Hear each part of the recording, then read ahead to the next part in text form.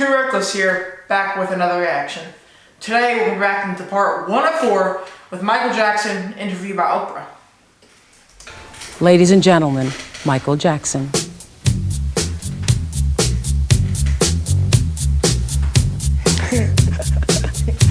Yeah, your old house. Hey, oh, hey.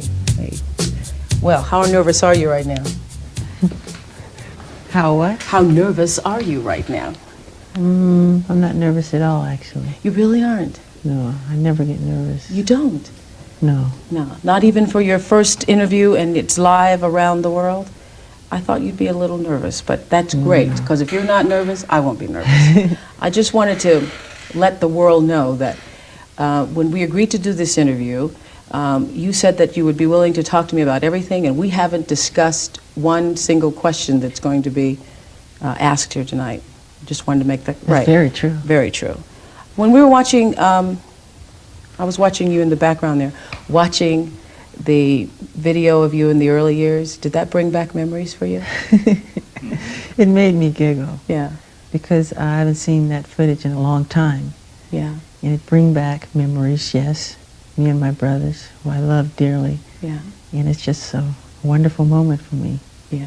I saw you laugh when you saw yourself singing Baby, Baby, Baby. Yeah, because James Brown, I think James Brown is a genius, you know. When he's with the Famous Flames, just unbelievable. And I used to watch him on television. And I used to get angry at the cameraman, because whenever he would really start to dance, they would be on a close-up and I couldn't see his feet. So I would throw things, I'd be angry. I said, show him, so I could watch and learn. So he was a big mentor for you, Phenomenal, obviously. Yeah. Phenomenal. Yeah, and who else was? Jackie Wilson, who I adore as an entertainer, and of course music, Motown, the Bee Gees, who are brilliant. I just love great music. So when I look at those tapes of you, and heaven knows that putting this together, I think I've seen every piece of video ever done of you, and watching those tapes, when, especially in the younger years, you seem to really come alive on stage. There's something going on with you when you were a little boy on stage. Were you as happy off stage as you appeared to be on stage? Well, on stage for me was home.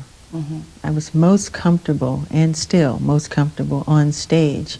But once I got off stage, I was like very sad. Really? Yes. And sad from the beginning? Sad since it first started, since the fame? Lonely, sad, having to face with popularity and all of that. There were times when I had great times with my brothers, pillow fights and things, but I used to always cry from loneliness. You did? Yes. Beginning at what age? Oh, very little. 8, 9. When you all first became famous? Yes. So it wasn't what it appeared to be to the rest of the world, all of us. I remember I was a little black child, wanted to marry Jackie Jackson, your brother. So, I mean, to all of us, we thought this was the most wonderful thing in the world. Who wouldn't have wanted that life? It is wonderful, and there is a lot of wonderment in being famous. I mean, you travel the world, and you see things, you meet people, you go places. It's great, but then there's the other side. There's, which I'm not complaining, there's lots of rehearsal, and you have to put a lot of your time, give of yourself a lot. Do you feel, I talked to Suzanne DePass the other day, and Suzanne DePass worked with you all for a long time at Motown, and really groomed you all and found the outfits for the Ed Sullivan Show. And Suzanne had some interesting theories about your childhood. We talked about whether or not it was really lost. Was it? Well, especially now, I come to realize, and then I would do my schooling, which was 3 hours with a tutor. Then right after that, you know, I'd go to the recording studio and record, and I'd record for hours and hours till it's time to go to sleep. So it'd be nighttime, and I remember going to the recording studio. There was a park across the street, and I'd see all the children playing, and they'd be rooting and making noise, and I would cry. It'd make me sad that I would have to go and work instead. I wanted to go to this to hear what's. The popularity, like people think it's all hoop-de-ha, right? Until they realize that it's not just being popular. You have to do more than just be popular. Well, I mean, people wonder why so many people in Hollywood are singers, and you know, a lot of times it doesn't end pretty with them. You know, the struggles, the popularity, the demand, the show business. I mean, I believe it's overwhelming. Yeah, and also, like, I read something about, like, what's the one show called? It's like Dixie has the, I forget the name of the movie. It's like, well, it has the guy, the Tin Man, and the lion. Wizard of Oz? Yes. I heard the girl on that, like, to keep her awake, like, they would give her, Yes. what was the medicines they would give her? Well, I mean, it's probably pretty common. I mean, they work long hours. And they got to remember lines, so they probably do take medicines for that. But you know, listen to this. You know, my thing is when I look at everybody is, you know, if you have children, let them be children. You know, whatever you do. And That's why I have like stuff. I don't have against it, but I would never like have my child compete in like beauty pageants, for example. Well, Stuff like that. It can happen even away from that, Fisher, because even in your situation, whether people realize it or not, you know, I was in an automobile accident in 2010, and I am in a wheelchair. I'm a quadriplegic, a functional quadriplegic, and you know, Fisher has lost a certain amount of his childhood because he has been my caregiver when I need help. I'm not like a lot of, that's why when you see my hands, they're not always working the best, but you know, I'm able to get around, but Fisher still lost some of it, and I've always tried to make sure that he was still a kid and could play with his friends. Suzanne had to say about your childhood. And we're going to look at some pictures of you as a little boy. Okay. Describe the performance that you put on. What I do? Yeah. Well, most of my songs are fast.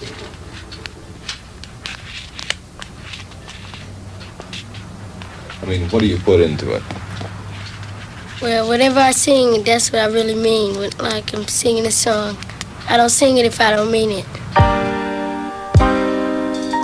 I met Michael Jackson. He was 9 years old, going on 10. And he was a little boy in many ways. And then he'd go out on stage and be this dynamic superstar. With a child's heart, go face the worries of the day. He lost the ability to be a kid before his 12th birthday. Michael Jackson really was never able to go anywhere without a bodyguard or without a limousine, without, you know, people to protect him from his success. No need to worry. To not ever be able to just go out to the park and look up at the sky and to not be able to go to the movies, I just think that he has paid a tremendous price. Just being alive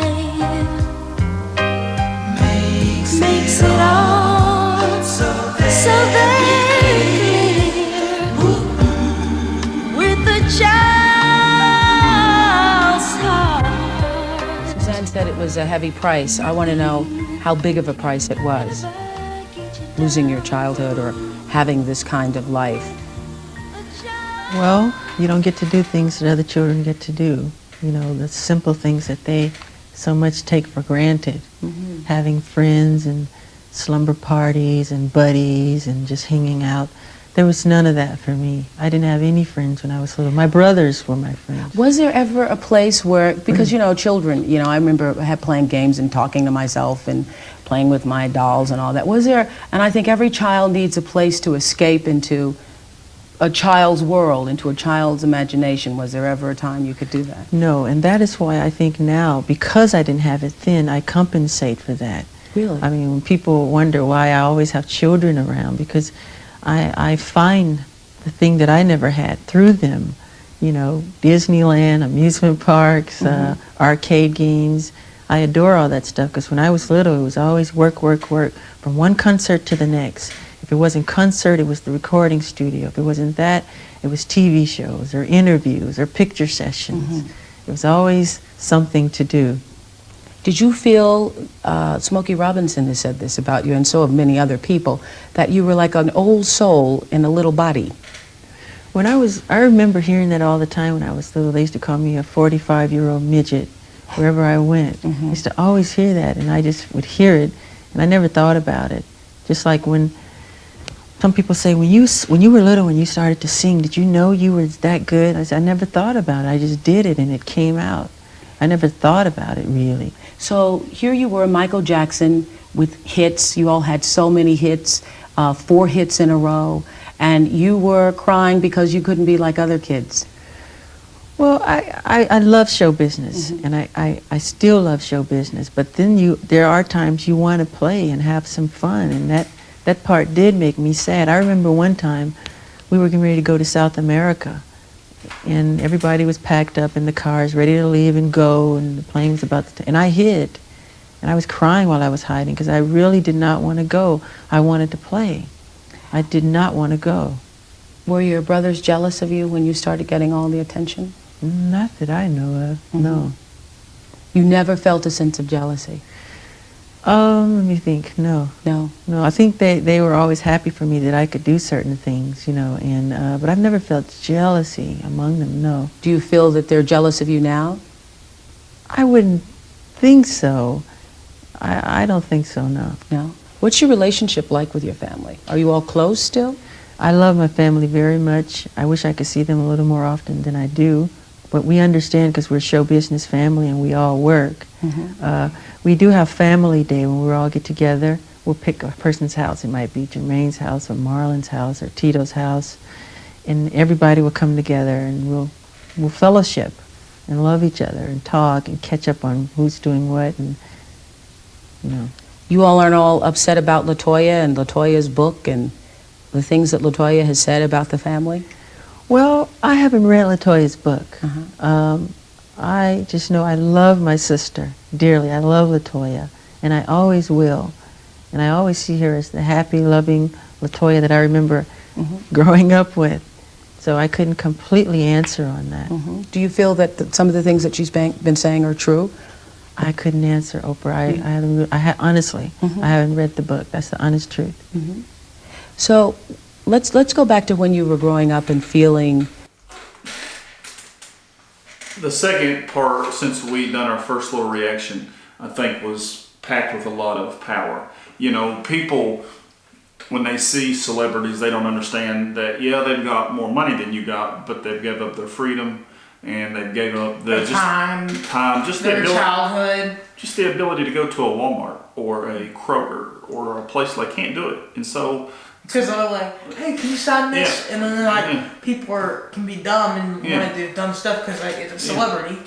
So the grass ain't always green on the other side. And the biggest thing, Fisher, that I got out of that part of that interview, this is the end of the first part, is, love your family, love everybody. Like what Michael is, the message he gave Oprah right there is still relevant today and still being overlooked.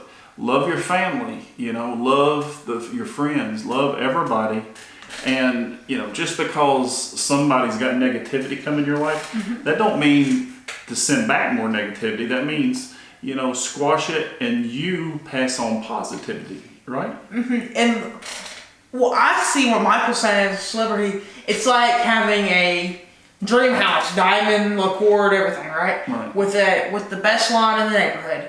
But inside that house, you have dark rooms. Yes. And you're in the dark rooms of the problems of being a celebrity and being famous. Yes, and that's what he's talking about. And, so again, this was the end of part 1. And tonight, make sure to give your loved one a hug, give them a kiss, tell them you love them. Make sure to hit that like button. Make sure to hit that subscribe button. Make sure to be watching for part 2 of the Oprah interview with Michael Jackson. And peace.